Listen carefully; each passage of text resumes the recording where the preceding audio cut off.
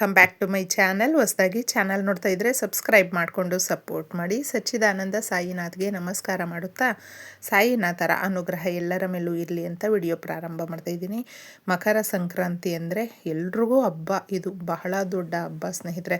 ರೈತರೆಲ್ಲರೂ ಬೆಳೆದಿರುವಂಥ ಬೆಳೆಯನ್ನು ಮನೆಗೆ ತಗೊಂಡು ಬರುವಂಥ ಆ ಆನಂದ ಇರುತ್ತೆ ನೋಡಿ, ಅದನ್ನು ನಾವು ಸೆಲೆಬ್ರೇಟ್ ಮಾಡಿಕೊಳ್ಳುವಂಥದ್ದು ತುಂಬ ಚೆನ್ನಾಗಿರುತ್ತೆ. ದಾನ ಧರ್ಮ ಮಾಡುವಂಥದ್ದು ಈ ಮಾಸದಲ್ಲಿ ಹಾಗೂ ಸಂಕ್ರಾಂತಿಯ ಹಬ್ಬದ ದಿನ ವಿಶೇಷವಾಗಿ ನಾವು ಗೋಮಾತೆಗೆ ಇದನ್ನು ತಿನ್ನಿಸೋದ್ರಿಂದ, ನಮ್ಮ ಮನೆಗೆ ಈ ಸಣ್ಣ ವಸ್ತುಗಳನ್ನು ಕೊಂಡುಕೊಂಡು ಬರೋದ್ರಿಂದ ಹಾಗೂ ಮುಖ್ಯವಾಗಿ ನಾವು ಯಶಸ್ಸನ್ನು ಗಳಿಸೋದಕ್ಕೆ ಎಲ್ಲರ ಬಾಯಲ್ಲೂ ಕೂಡ ನಮ್ಮ ಮಾತು ಒಳ್ಳೆಯ ರೀತಿಯಲ್ಲಿ ಪ್ರಚಾರ ಆಗೋದಕ್ಕೆ. ಸಾಕಷ್ಟು ಜನ ರಾಜಕೀಯದಲ್ಲೂ ಕೂಡ ನಾವು ಪ್ರವೇಶ ಆಗಬೇಕು, ಒಳ್ಳೆ ರೀತಿಯಲ್ಲಿ ಇರಬೇಕು.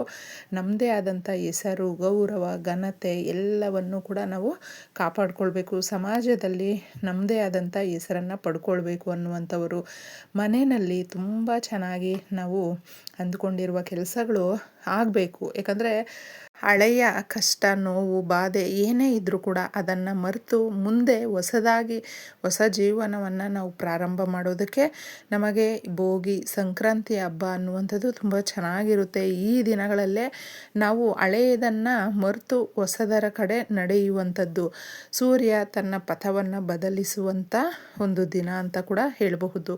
ಇನ್ನು ಮುಖ್ಯವಾಗಿ ಸ್ನೇಹಿತರೆ, ಇವುಗಳನ್ನು ಮನೆಗೆ ಈ ಸಣ್ಣ ವಸ್ತುಗಳನ್ನು ಕೆಲವೊಂದು ದಿನಗಳಲ್ಲಿ ನಾವು ತಗೊಂಡು ಬರೋದ್ರಿಂದ ತುಂಬಾ ಚೆನ್ನಾಗಿರುತ್ತೆ. ಹಾಗೂ ಸಂಕ್ರಾಂತಿಗೆ ಎಲ್ಲರೂ ಕೂಡ ಹೊಸ ಬಟ್ಟೆಗಳನ್ನು ಹಾಕ್ಕೊಳ್ಬೇಕು ಅನ್ನುವಂಥದ್ದು ಒಂದು ಪದ್ಧತಿ ಅನ್ನೋದು. ಆದರೆ ಅದು ಎಲ್ಲದಕ್ಕೂ ಕೂಡ ನಮ್ಗೆ ಅಪ್ಲೈ ಆಗೋದಿಲ್ಲ. ಕೆಲವೊಬ್ಬರಿಗೆ ಹಣಕಾಸಿನ ಸಮಸ್ಯೆಗಳು ಅನ್ನೋದಿದ್ದಾಗ ಏನು ಮಾಡಬೇಕು ಅಂದರೆ, ನಾವು ನಮ್ಮ ಮನೆಯಲ್ಲೇ ಇರುವಂಥ ಬಟ್ಟೆಗಳನ್ನು ಸ್ವಚ್ಛ ಮಾಡಿ ಹಾಕ್ಕೊಳ್ಳೋದ್ರಿಂದ ಆ ದಿನ ತುಂಬ ಚೆನ್ನಾಗಿರುತ್ತೆ. ಹಾಗೂ ಈ ಹಬ್ಬ ಹರಿದಿನಗಳಲ್ಲಿ ನಾವು ಈ ರೀತಿಯ ಬಣ್ಣವನ್ನು ಹಾಕ್ಕೊಂಡ್ರೆ ತುಂಬಾ ನಮ್ಮ ಒಂದು ಲೈಫಲ್ಲಿ ಮಿರಾಕಲ್ಸೇ ನಡೆಯುತ್ತೆ.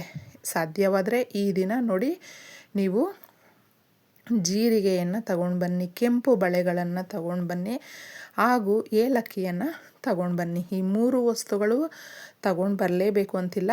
ಈ 3ರಲ್ಲಿ ಒಂದನ್ನಾದರೂ ತಗೊಂಡು ಬನ್ನಿ. ಜೀರಿಗೆ ತಗೊಂಡು ಬರೋದು, ಏಲಕ್ಕಿ ತಗೊಂಡು ಬರೋದು, ಇದು ಎಲ್ಲವೂ ಕೂಡ ಶುಭ ಕಾರ್ಯಗಳು ನಮ್ಮ ಮನೆಯಲ್ಲಿ ಮುಂದೆ ಮಾಡೋದಕ್ಕೆ ಅದು ಒಂದು ಅನುವು ಮಾಡಿಕೊಡುವಂಥ ಒಂದು ಸಂಕೇತ ಅಂತ ಹೇಳಬಹುದು. ಜೀರಿಗೆ ತಗೊಂಡು ಬಂದರೆ ನೀವು ಮುಖ್ಯವಾಗಿ ಮರೆಯದೆ ಇದನ್ನು ನೆನಪಿಟ್ಕೊಂಡು ಮಾಡ್ಕೊಂಡ್ಬಿಡಿ. ಸಂಕ್ರಾಂತಿ ಹಬ್ಬದ ದಿನ ತುಂಬಾ ಚೆನ್ನಾಗಿರುತ್ತೆ ಸ್ನೇಹಿತರೆ.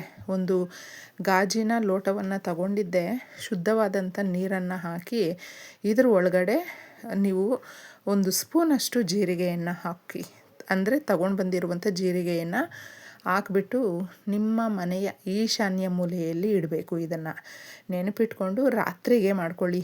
ಎಷ್ಟು ಚೆನ್ನಾಗಿರುತ್ತೆ ಅಂದರೆ, ಆ 24 ಗಂಟೆಯಲ್ಲಿ ಬಹಳ ಚೆನ್ನಾಗಿ ನಮ್ಮ ಸಮಸ್ಯೆಗಳು ಬಗೆಹರಿಯುವಂಥ ಎಲ್ಲ ಲಕ್ಷಣಗಳು ಕೂಡ ಅದರಲ್ಲಿ ಕಾಣಿಸುತ್ತೆ ಈ ಪರಿಹಾರ. ಇನ್ನು ಮುಖ್ಯವಾಗಿ ಈ ರೀತಿಯ ಬಣ್ಣದ ಬಟ್ಟೆಗಳನ್ನು ಧರಿಸ್ಕೊಳ್ಳಿ.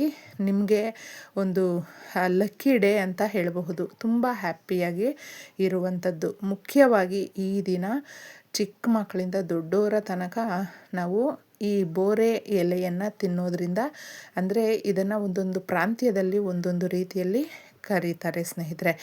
ಎಳ್ಚೆ ಹಣ್ಣು ಇದೆಲ್ಲರೂ ತಿಂದಿರುವಂಥ ಒಂದು ನೆನಪಿದ್ದೇ ಇರುತ್ತೆ. ಅದರ ಎಲೆಯನ್ನು ನೀವು ನಿಮ್ಮ ಮನೆಯ ಸದಸ್ಯರು ಎಷ್ಟು ಜನ ಇರ್ತಾರೋ ಅಷ್ಟು ಎಲೆಗಳನ್ನು ತಗೊಂಡು ಬನ್ನಿ. ಪ್ರಕೃತಿ ಮಾತೆ ಯಾವಾಗಲೂ ಅಷ್ಟೇ ನಾವು ನೋಡಬಹುದು, ಗಿಡ ಮರಗಳು ಎಷ್ಟೇ ಬಿಸಿಲು ಮಳೆ ಏನೇ ಇರಲಿ ಅದನ್ನೆಲ್ಲವೂ ಕೂಡ ಸಮಾನವಾಗಿ ತಗೊಂಡು ಪ್ರಕೃತಿ ಮಾತೆ ನಮಗೆ ಅದರಲ್ಲಿ ಔಷಧಿ ಗುಣ ಇರುತ್ತೆ, ನೆರಳು ಕೊಡುತ್ತೆ, ಹಾಗೂ ನಮಗೆ ಒಳ್ಳೆಯ ಶುದ್ಧವಾದಂಥ ಗಾಳಿಯನ್ನು ಕೊಡುತ್ತೆ. ಎಷ್ಟೊಂದು ವಿಶೇಷತೆ, ತುಂಬಾ ಮಿರಾಕಲ್ಸು. ನಮ್ಮ ಪ್ರಕೃತಿ ಅಂದ್ರೇ ನಮಗೆ ಒಂದು ಔಷಧಿ ಅಮೃತ ಕೊಡುವಷ್ಟು ಇದು ಹೊಂದಿರುತ್ತೆ. ಆದರೆ ನಾವುಗಳು ಯಾವಾಗಲೂ ಅದರಿಂದ ಏನು ಉಪಯೋಗ ಆಗುತ್ತೆ ಅಂತ ಮಾತ್ರ ಯೋಚನೆ ಮಾಡ್ತಾ ಇರ್ತೀವಿ. ಈ ರೀತಿಯ ದಿನ ಅದನ್ನು ಬದ್ರಿಕಾಯಿ, ಬದ್ರಿ ಗಿಡ, ಈ ರೀತಿ ಹೆಸರನ್ನು ಕರಿತೀವಿ.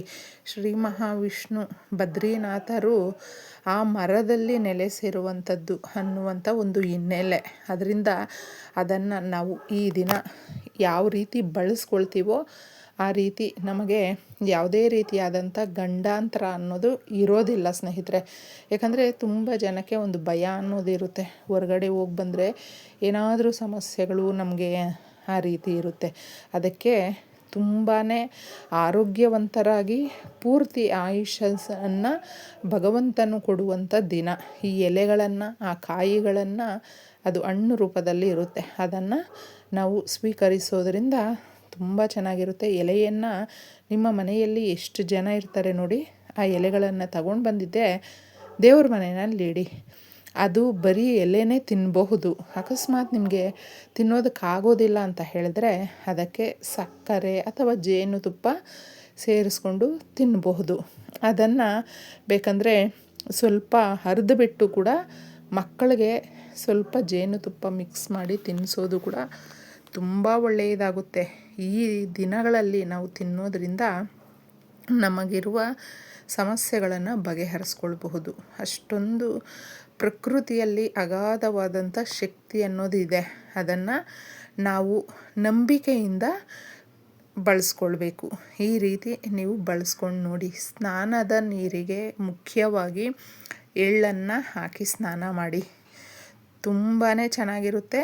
ನಿಮಗಿರುವ ದೋಷಗಳು ನಿವಾರಣೆ ಆಗುತ್ತೆ. ಯಾಕಂದರೆ ಸೂರ್ಯದೇವನು ಹಾಗೂ ತನ್ನ ಮಗನಾದಂಥ ಶನಿದೇವನು ಒಂದೇ ಜಾಗಕ್ಕೆ ಬರುವಂಥದ್ದು. ತುಂಬಾ ಅಗಾಧವಾದಂಥ ಶಕ್ತಿಗಳು ಅನ್ನೋದಿರೋದ್ರಿಂದ ನೀವು ಎಳ್ಳೆಣ್ಣೆಯಿಂದ ಕೂಡ ಮಸಾಜ್ ಮಾಡಿ ಸ್ನಾನ ಮಾಡಬಹುದು.